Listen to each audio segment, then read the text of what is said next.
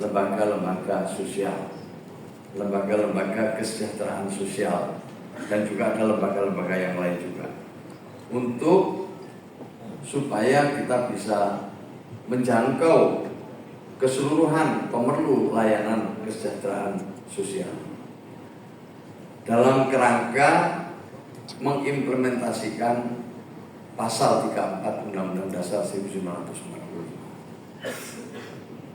Fakir miskin dan anak-anak telantar dipelihara oleh negara. Ini adalah dasar kita. Dengan cara apa? Memberikan perlindungan, jaminan, rehabilitasi, dan pemberdayaan sosial. 3 ini. Jadi di dalam undang-undang itu ada 3: perlindungan dan jaminan sosial, rehabilitasi sosial, dan pemberdayaan sosial. 3 ini. Jadi dituntun bagaimana sih melayani fakir miskin dan anak-anak yang terlantar, itu dituntun sama undang-undang. Pertama-tama harus diberikan perlindungan dan jaminan sosial, rehabilitasi sosial, dan pemberdayaan sosial. Ini kunci yang pertama. Kalau ada LKS tidak melindungi, malah justru menganiaya, itu bertentangan dengan undang-undang kita. Jadi LKS harusnya melindungi, memberikan jaminan, keamanan, kenyamanan, rehabilitasi, dan sekaligus pemberdayaan. Caranya seperti apa? Caranya harus terarah, terpadu, dan berkelanjutan. Ini yang kemudian disebut dengan proses bisnis. Kalau pemerintah punya proses bisnis, Kementerian Sosial punya proses bisnis, Pemprov punya proses bisnis, kabupaten kota punya proses bisnis, maka LKS harus punya proses bisnis. LKS yang profesional harus memiliki proses bisnis sebagai acuan untuk bekerja. Nek ono LKS kok ditakoni proses bisnis apa yang dikasih gagap-gagap, berarti masih perlu belajar. Dulu karena harus terarah, terpadu, dan berkelanjutan. Bagaimana kita melindungi, bagaimana kita merehabilitasi, dan bagaimana kita memberdayakan. Itu harus menjadi satu kesatuan yang tidak terpisahkan. Maka saya hadir di sini ngajak, mari teman-teman para LKS mulai dari yang paling hulu membuat proses bisnis. Karena kita memelihara fakir miskin, anak-anak telantar ini titipan Tuhan dan titipan negara. Ini adalah titipan Tuhan dan titipan negara. Tidak boleh kita memelihara seadanya, seenaknya, seingatnya, semaunya. Cara memeliharanya adalah terarah, terpadu, dan berkelanjutan. Karena pada dasarnya LKS itu adalah mengimplementasikan, mengeksekusi pasal 34. Ini mari kita ingat baik-baik. Apa yang harus dipenuhi? Material, spiritual, dan sosial. Ya, kebutuhan materialnya dipenuhi, kebutuhan spiritualnya dipenuhi, dan yang ketiga, kebutuhan sosialnya harus dipenuhi. Dalam rangka memberikan ketiga-tiganya itulah pemerintah diharapkan memberikan satu akses kepada fakir miskin dan anak-anak yang telantar ini untuk mengembangkan potensi diri dalam bentuk bantuan pangan, sandang, papan, layanan kesehatan, penyediaan layanan pendidikan, dan akses kesempatan kerja dan berusaha, termasuk di dalamnya bantuan hukum atau juga pelayanan sosial. Jadi kalau kita ngomong proses bisnis dalam arti yang sebenarnya, ketika kita mengelola sebuah LKS, seharusnya membuat siapa yang kita layani ini sejahtera. Kalau dia LKS anak-anak, mengantarkan anak-anak ini nanti sampai lulus sekolah atau kuliah, bahkan atau jadi pekerja terampil, itu adalah proses bisnis yang harus kita kerjakan. Lalu memulainya dari mana? Memulainya adalah dengan data yang benar. Datanya harus benar. Kita punya profil dengan baik setiap mereka yang kita layani. Bapak Esopo, Ibu Esopo, lekano Bapak Esopo waline, til. Jadi punya profil mereka yang kita layani ini dengan baik. Juga fisik, kondisi fisiknya, kondisi mentalnya. Jadi kita harus tahu persis anak-anak yang tinggal di tempat kita itu harus ada medical recordnya, harus ada jejak-jejak daripada mereka yang kita layani. Lengkap jadi profilnya dengan begitu, ini data ini menjadi sangat penting. Bagaimana kita membimbing anak ini, apa yang mereka paling butuhkan, dan seterusnya. Maka saya ingin Bapak Ibu sekalian, para pengelola LKS, harus dimulai dengan data yang lengkap, data yang utuh, data yang menuntun kita bagaimana mendampingi dan memberikan layanan kepada mereka.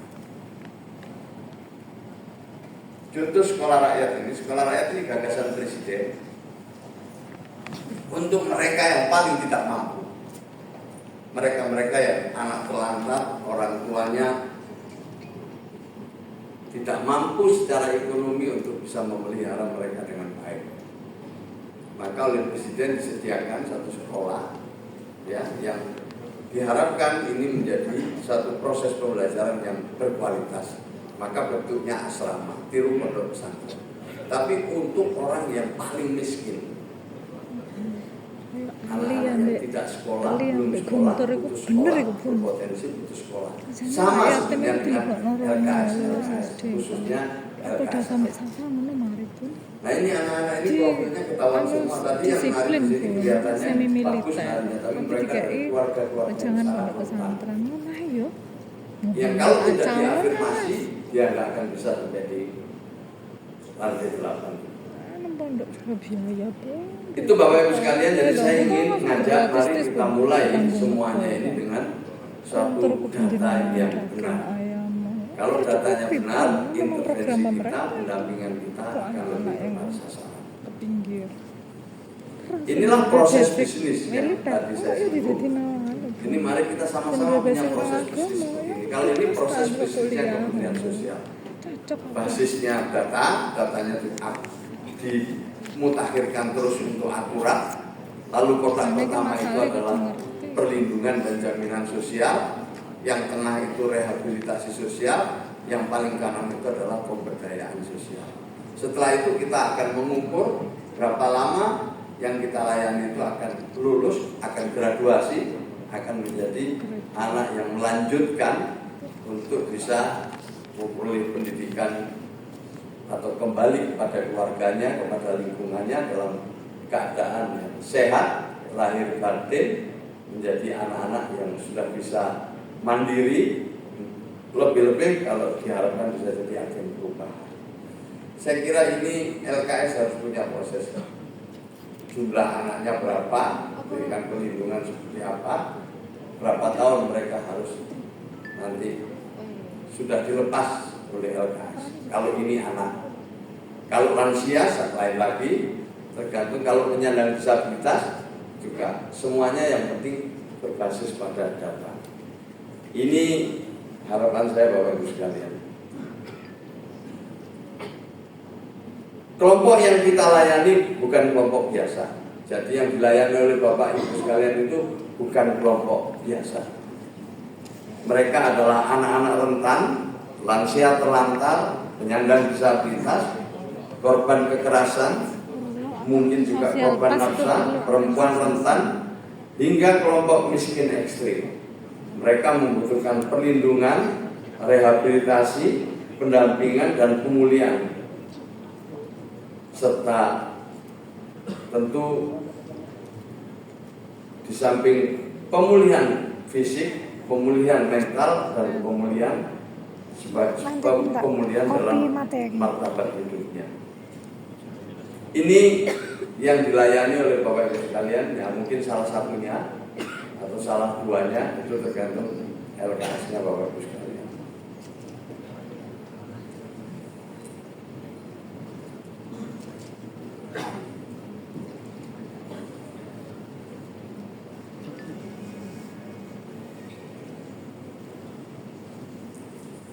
Selanjutnya lanjut. Ini konsep dasarnya. LKS sebagai potensi sumber kesejahteraan sosial. Jadi kalau dibagi dua, ada pemerlu layanan kesejahteraan sosial BPKS yang kita sebut tadi 12 pas yang dilayani oleh Bapak Ibu sekalian itu. Kemudian ada potensi sumber kesejahteraan sosial. Ini adalah yang menyediakan layanan. Tentu ini tanggung jawab negara dan negara dibantu dengan peran masyarakat. LKS itu sama dengan kita, berpartner dengan negara, dengan pemerintah untuk melayani 12 pas itu. LKS harus diposisikan bukan sebagai pelaksana layanan sosial berbasis masyarakat, tetapi sebagai mitra strategis negara dalam rehabilitasi sosial. LKS berperan mencegah dan menangani masalah sosial, memberi layanan sosial kepada BPKS, dan melakukan mitigasi risiko masalah sosial. Lanjut. Ini definisi LKS menurut ketentuan yang ada. Lembaga kesejahteraan sosial dibentuk oleh masyarakat untuk menyelenggarakan layanan sosial, pencegahan masalah sosial, serta penanganan pemerlu pelayanan kesejahteraan sosial. Peran utama LKS dalam sistem rehabilitasi sosial yaitu pertama, menjangkau dan detektor dini masalah sosial. Dua, penyelenggaraan layanan rehabilitasi sosial. Tiga, penanganan kelompok rentan diantaranya lanjut usia, anak, penyandang disabilitas, korban nafsa, HIV/AIDS, dan kelompok rentan lainnya. Penghubung rujukan dengan sentra yang milik pemerintah, dinas sosial, kesehatan, pendidikan, dan juga aparat hukum. Dan yang terakhir adalah penguat keluarga dan komunitas. Ini adalah definisi dan peran LKS yang mudah-mudahan ini bisa kita ingat terus, bisa kita jadikan pedoman. Saya yakin Bapak Ibu sekalian sudah lama berkecimpung di dunia LKS, tentu ini bukan hal yang asing, bukan hal yang baru. Lanjut. Ini adalah peraturan Kementerian Sosial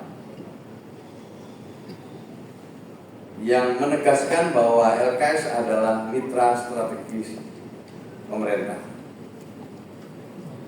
Prinsip dasar standar nasionalnya adalah berbasis hak dan perlindungan, holistik dan integratif, multiprofesi dan berjenjang atau multiprofesi dan berjejaring, berbasis keluarga, komunitas, dan residensial secara berjenjang, akuntabel dan terstandar.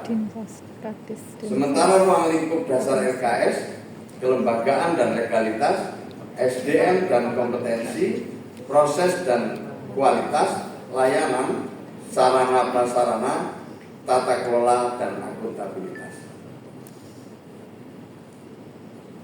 Berikutnya Bapak Ibu sekalian yang saya hormati, ini tadi sudah disinggung oleh Pak Moderator, data LKS di Indonesia. Ini pun kita dapat baru beberapa bulan terakhir ini, setelah ada beberapa kasus viral di beberapa LKS. Ini datanya ada 13.000 yang terinput di EPSKS. Ini pun kita sudah konsolidasi dengan Dinsos seluruh Indonesia. Dan kita minta betul data-datanya semua, dan ini kita dapat 13.329.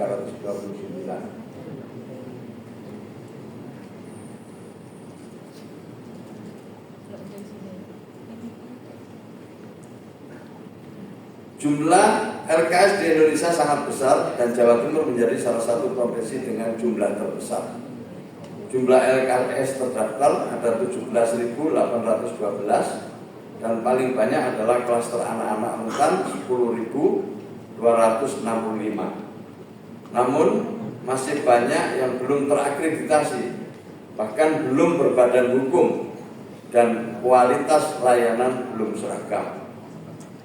Inilah pekerjaan rumah kita bersama. Di Jawa Timur profilnya sama. Klaster LKS anak-anak terlantar adalah yang paling besar. 1.682 LKS dari total LKS di Jatim sebanyak 2.553 LKS. Sebagian besar belum berbadan hukum dan belum terakreditasi.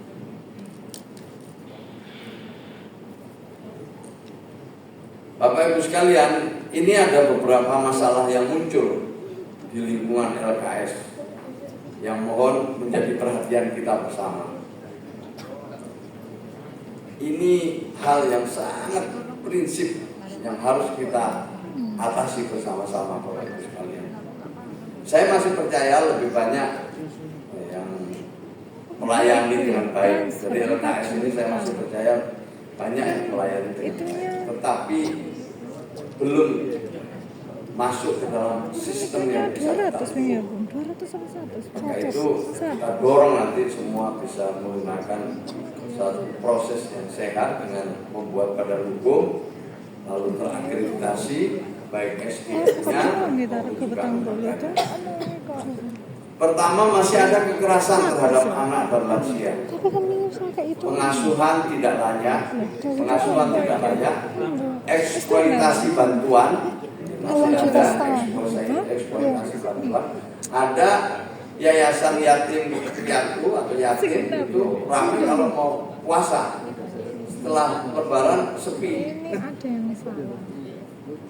Itu pemperlunya dipulangkan ke rumah. Jadi kalau mau puasa jarang itu ada. Bener ya Bun. SDM-nya tidak kompeten. Banyak orang mau bantu, kita ini kan semangat gotong royongnya tinggi. Tetapi yang bantu itu tidak memiliki kompetensi. Fasilitas tidak standar hingga lemahnya pengawasan. Kasus-kasus viral jangan dianggap sekedar berita. Ini adalah alarm bersama kita. Tidak boleh ada kompromi terhadap kekerasan. Memang di LKS itu harus ada 3 hal yang harus kita hindari dan kita harus mitigasi bersama Bapak Ibu sekalian.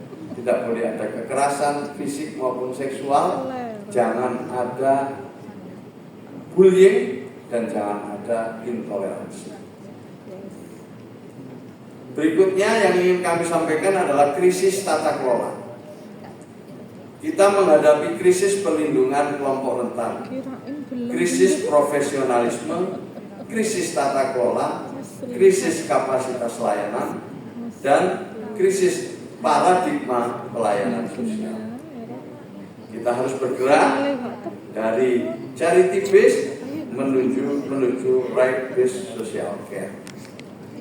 Jadi kalau selama ini kita pikirkan itu cari dananya saja, ya. Tapi kita harus lebih maju dari itu. Kita juga harus memikir hak-haknya sebagai bagian dari kepedulian kita terhadap mereka yang kita layani. Untuk itu saya menawarkan beberapa poin sebagai dialog kita. Negara tidak bisa bekerja sendiri, tetapi kita juga harus introspeksi.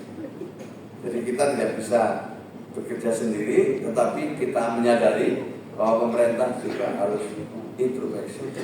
Inilah satu hal yang penting dari Bapak Presiden. Sejak awal kami diberi satu arahan agar bekerja dimulai dengan kejujuran dan keterbukaan. Kejujuran dan keterbukaan itu dimulai dari data yang benar. Dan untuk itu saya ingin mana yang memang sudah baik kita teruskan, mana yang kurang ya kita akui kurang dan kita harus perbaiki ke depan agar peran LKS itu menjadi harapan dan makin dipercaya oleh publik. Jadi LKS menjadi lembaga yang kredibel, dipercaya oleh publik. Akhirnya LKS tidak pernah kekurangan dana karena dipercaya oleh publik. Kalau ada LKS yang lemah, pemerintah juga harus bertanya, apakah pembinaan dan pengawasannya sudah cukup? Nah, untuk itu Bapak Ibu sekalian, kita ingin ini menjadi kesadaran kita bersama. Sadari bahwa pengawasan bukan ancaman. Pengawasan bukan ancaman. Pengawasan adalah perlindungan bagi penerima layanan, bagi lembaga, dan bagi pengelola yang bekerja benar. Tujuan daripada revitalisasi LKS bukan mematikan, tetapi memperkuat kualitas dan memastikan kelompok rentan aman. Nanti mungkin Pak Sekda bisa menambahkan, karena Pak Sekda ini juga alumni Kementerian Sosial. Kalau di Jakarta termasuk namanya Sobat Sosial, Kementerian Sosial. Jadi nanti Pak Sekda mungkin ini asli penduduk Mensos, karena kita yang cuma pendatang. Saya ingin mengakhiri apa yang ingin sampaikan ini dengan ajakan. Mari kita bekerja bersama. Pemerintah memperkuat sistemnya, LKS memperkuat layanannya. Karena yang kita jaga adalah anak-anak terlantar, lansia yang kesepian, penyandang disabilitas, dan masyarakat rentan yang berharap negara hadir dalam hidup mereka. Dengan kata lain, LKS ini sesungguhnya juga perpanjangan tangan negara untuk memberikan layanan kepada mereka yang ada di pasal 34 Undang-Undang Dasar 1945. Jadi saya tutup seperti yang ada di slide itu, negara tidak bisa kerja sendiri, pemerintah juga harus introspeksi, niat baik saja tidak cukup, dan saya minta teman-teman, bapak-bapak sekalian jangan takut diawasi. Kasus-kasus kekerasan harus jadi alarm bersama. Pemerintah ingin menguatkan, bukan mematikan. Ini ajakan kita. Terima kasih Pak Sekjen saya hadir di sini, Pak Robben Riko, orang Surabaya. Silakan berdiri Pak Robben. Juga asli Surabaya. Seperti di dalam undang-undang tadi ada perlindungan dan jaminan sosial. Ini dirjennya perlindungan dan jaminan sosial.